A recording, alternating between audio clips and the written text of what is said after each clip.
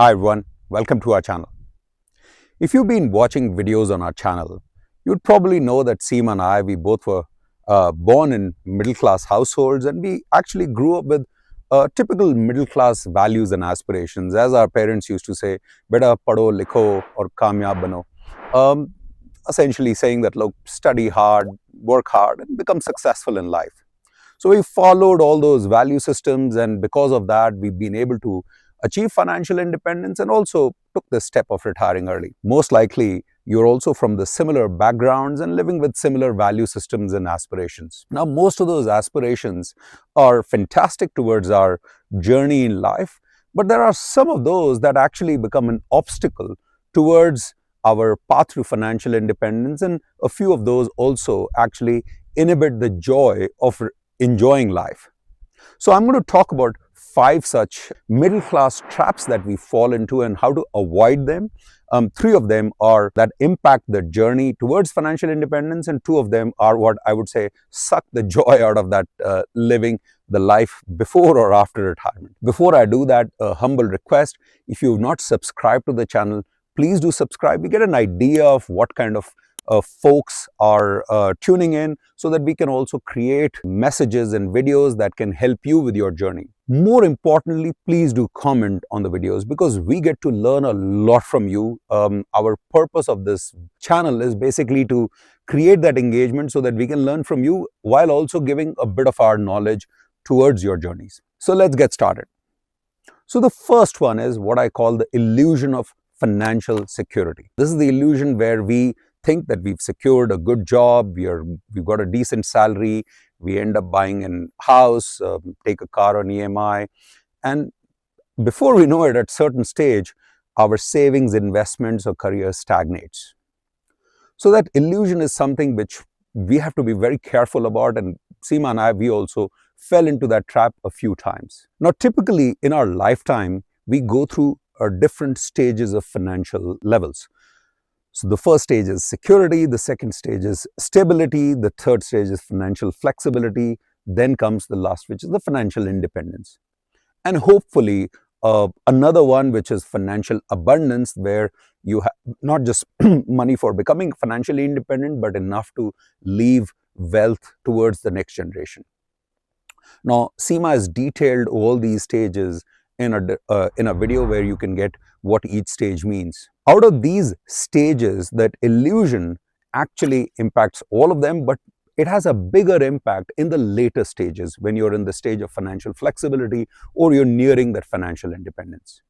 Because that is when typically our career jobs are the most vulnerable, and that is when we've got these big tentacles towards our life investments. At the moment right now, we know at least 10 people within our network who are in that stage of financial security, stability, flexibility, and a few of them very close to financial independence, who've lost their jobs, unfortunately, because of AI, because of the current market conditions, because of just the companies reorganizing. They have the big impact, not just because of losing jobs, but because of quite a few of them were in that illusion of that they are becoming upwardly mobile, and we are leaving those middle class roots towards that upper middle class or above, where they bought expensive houses, expensive cars, and also put their children in foreign institutes or education, universities, etc. So it's become a big impact for them in life.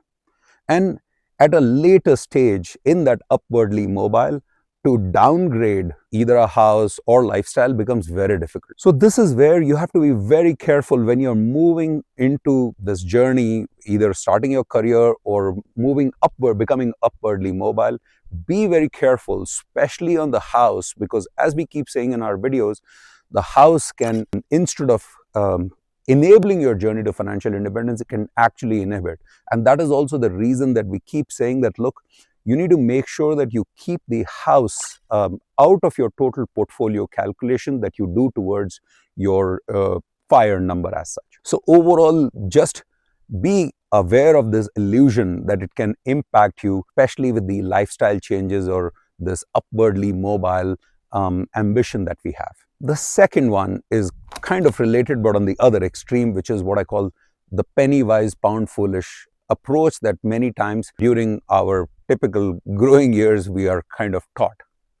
There are many examples, where we fall into that trap. Is, for example, we'll spend lakhs and maybe nowadays crores on weddings, but we'll spend a lot of energy arguing for 10 rupees with a vegetable vendor on the street side or haggling over there. Or when you're traveling, you're traveling for an expensive holiday. Everything is, you want to have all those experiences, but we'll shortchange ourselves when it comes to travel insurance. And it can create a big risk or a hassle if something happens to us. Or when it comes to technology, we'll buy expensive iPhones, laptops, TVs, etc.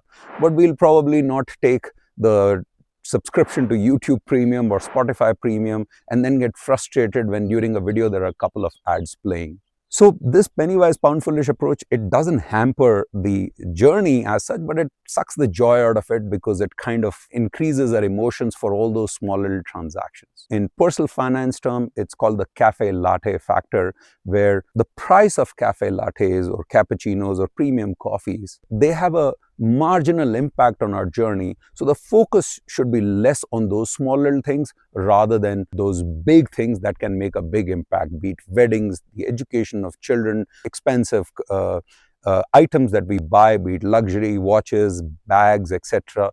And more importantly, the house or the car. So those are the places where you need to spend a lot of energy and time rather than those small little things. So this myth that we grew up with, or at least Seema and I grew up with, is that boon boon se ghada bharta hai, that all these small drops count towards the journey. We would disagree there, that I think the smaller things have a marginal impact, the bigger things is where you have to spend much more time on. The third one is during our upbringing, the focus is a lot more on very traditional set of investments, primarily the house, gold, fixed deposits. So those are the things that we've been used to. At least that is one of the things that when we started our career, Seema and I, that is what we felt was our comfort zone. So we started investing more on the real estate, buying gold or FDs. Now, there is nothing wrong with these investments. These are secure investments, especially gold and fixed deposits. They help beat inflation, but they will not probably catapult you when it comes to financial independence. Diversification is key, and it's absolutely important for this journey to invest in equities, invest in mutual funds, invest in even, I would say, a very small part, at least in our case, we are still very conservative in crypto or other assets. So that make sure that you have a diversified portfolio. And to be honest, at least in our case, we've seen that the equities, mutual funds, etc., have helped us accelerate faster than real estate or the other assets. Even when we made this video a few weeks back where we talked about how the markets have gone down and that has impacted our impacted our portfolio, there were quite a few comments of people saying, hey, why did you even think about investing in equities, etc.? You just stick to gold, mutual funds, etc.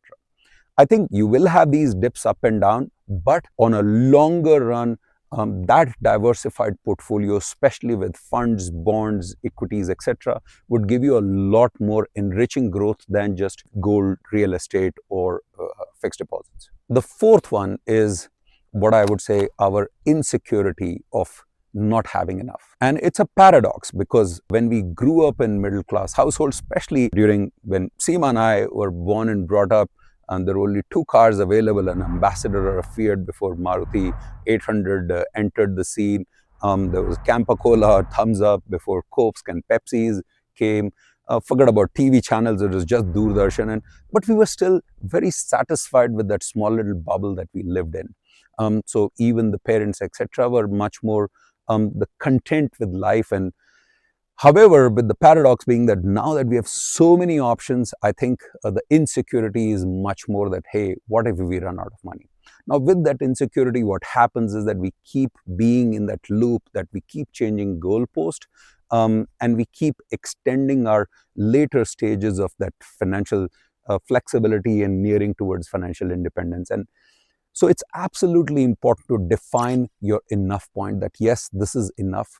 And the good news is nowadays we have lots of formulas, data to calculate that, look, will this money help you sustain your life?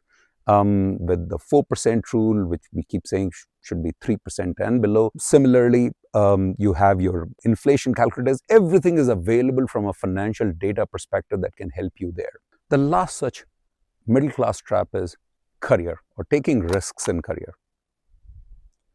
If you are able to double your income every 5 years, that'll have a much bigger positive impact towards your journey to financial independence than any crypto, real estate, stock, whatever is in your portfolio can. Because career or salary contributes the most. Also because if you're doubling your income every 5-6 years, you're not doubling your expenses, hopefully not doubling your expenses every 5 years, 6 years. So it gives you a lot more money to save, to invest. And there will be a inflection point at some, just mathematically, where your money will start making much more money than you're contributing from yourself. And that's where you start nearing towards financial independence. Now, the generation before us, when we were born and brought up, they had a very traditional career. Like Seema's father, he started his career in a government bank, and retired at that bank. Now, there's nothing wrong with that, but if you really want to achieve financial independence and achieve faster, you will need to take bigger, bolder risks in career, especially nowadays with security of job is vanishing away with AI, and the way the market is changing rapidly and becoming dynamic. So investing in yourself is the biggest investment that you can do, rather than just buying something in your portfolio. So take bigger risks, bolder risks if you want to accelerate that journey, and don't fall for that trap that if you start a job, you will have that security for lifetime. Even in government jobs nowadays, that security is slowly vanishing away. So I hope these 5 points, if not anything else, gave you a reminder about things that you should be careful about, or these traps that you should be careful about. As always, would love to listen to your thoughts, where you think, or what were the other middle class traps that you fell for, that will help folks watching these videos also learn from us. So please do comment, and if you like the video, please do share it with your friends and family.